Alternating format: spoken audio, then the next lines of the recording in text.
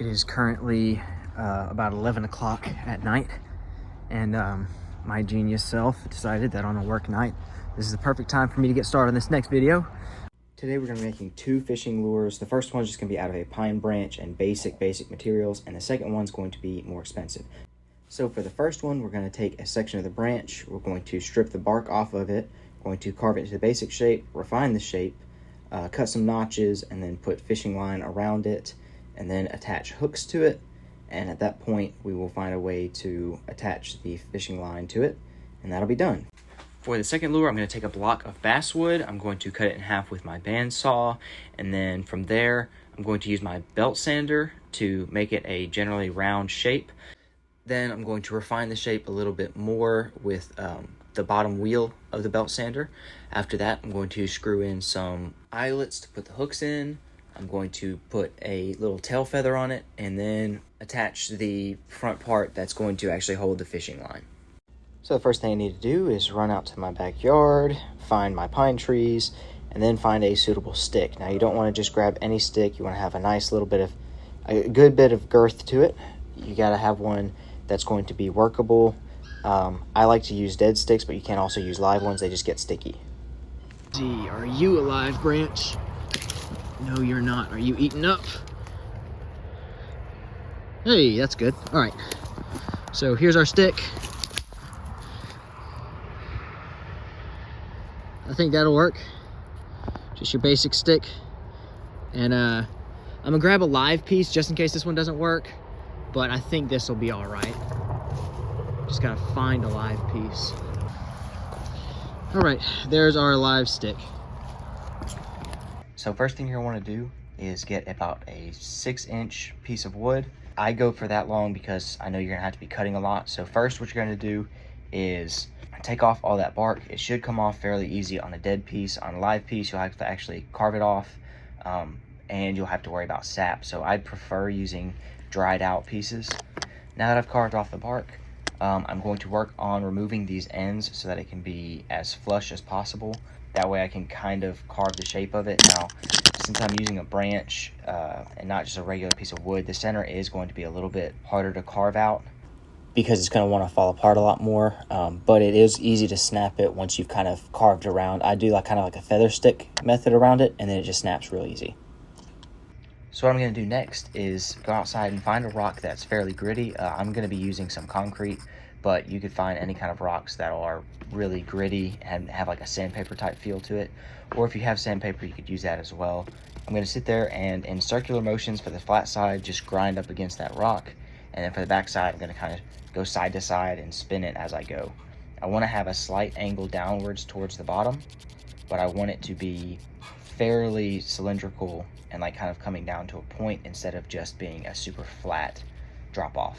So this is what it's looking like now. You can kind of see a little bit of green on the back from the algae that was on the rock, but I'm not worried about that. The next step is going to be shaping the lure itself. So I like to start off by making sure everything is round, as circular as possible, and then I start kind of carving out the indent that's going to make the front of it look like a popper. Now that that's done, I'm going to now carve 2 rings around the side of it. So I'm going to mark it off here. And the reason I'm doing this is because instead of using screws for the hooks to set in, because, you know, not everyone has those little screws, instead we're going to wrap it with fishing line and try a concept that I kind of thought up that I'm not sure how well it's going to work, but in theory it should work at least decent for a medium sized fish. Now you're not going to be catching no 10 to 15 pound monster bass, but you'll be able to catch you a nice 2 or 3 pounder with it. So what we're going to do is carve those little inserts for where we're going to have the string wrapped around, and then I'll get back to you when that's done. All right, so now it's time for assembly. I did carve out this front part and make it kind of concave. It was a little bit difficult because the center of the stick was really brittle, but I decided to do it anyways, and I put some super glue in to stabilize it and make it not flake out and get destroyed. So that's optional. So from here, it's time to find a way to attach the line to it. Now I thought of a few different things just with basic materials. I didn't want to get a little eyelet hook thing just because not everyone has those. So I looked into the cabinet to try and find something everyone would have and found a paper clip. So I unbent this paper clip, made it straight, and then I poked it through the soft center of the stick and through. Now you can see I left a little bit of a right angle towards the tip of it on the back, punched it towards the front as far as it would go, while still leaving a little bit of a tail at the end. So once I get it pushed all the way through here, now I twist it into itself and kind of push back and pull the back, that way it tightens in on itself. And then I basically do the same thing with the back and pull it into itself.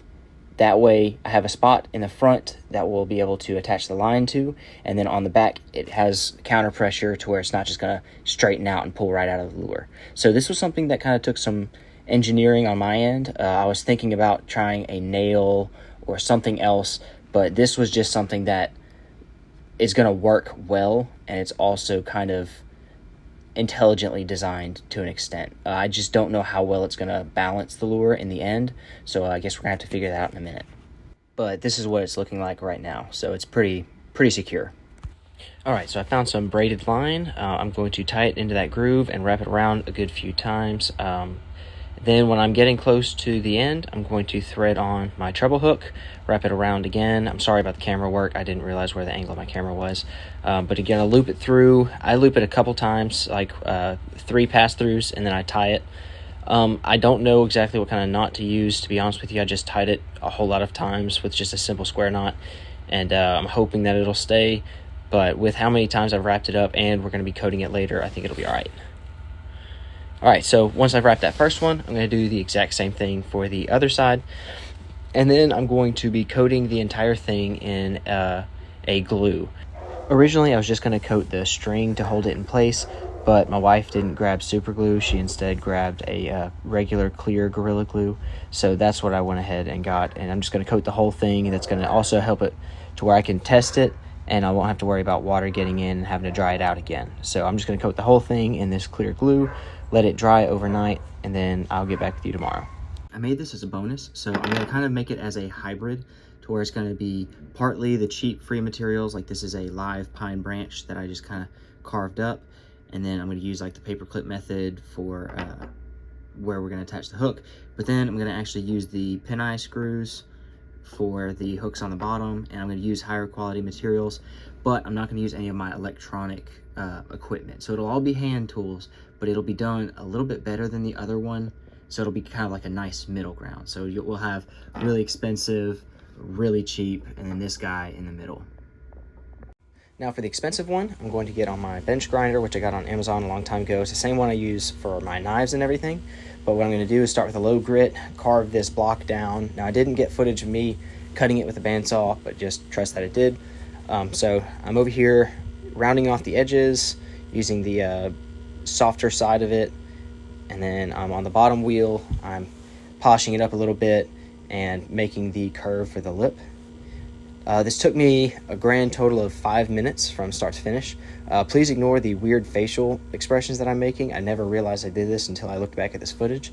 But once I get done there, I'm going to go put in the pin eye screws. I know I was calling them a whole lot of different names, but I found out they are actually called pin eye screws. So I'll put the pin eye screws in the bottom and attach the hooks and coat it just like I did with the others. Now, I am going to be painting them next episode, so I'm not going to worry about the painting process for this episode. What we're doing is just getting them ready and testing them in the water, which will be the next clips.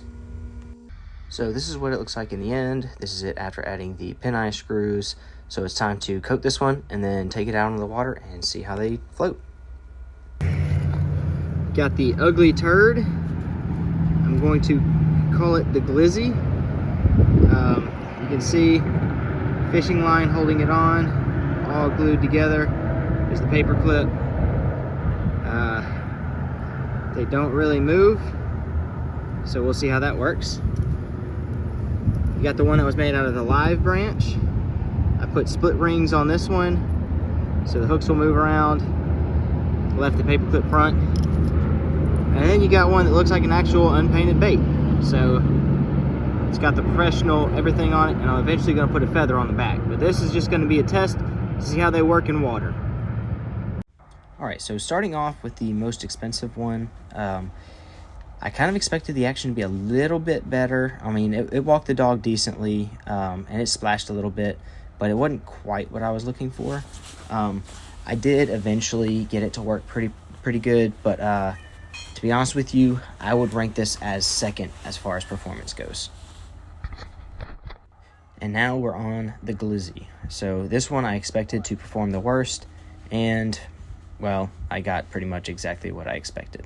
So it has a little bit of a pop motion. I was able to get it to walk the dog a couple of times, and to be honest with you, I think I could catch a fish on it.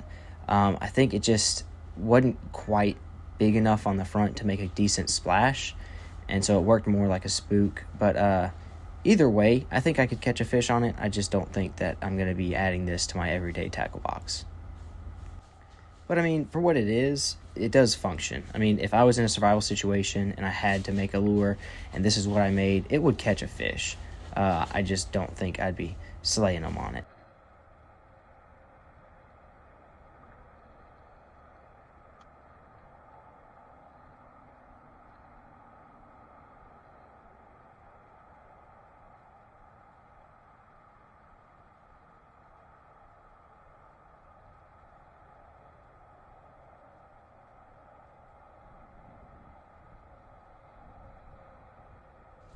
I had to get this footage later because that same day the GoPro messed up.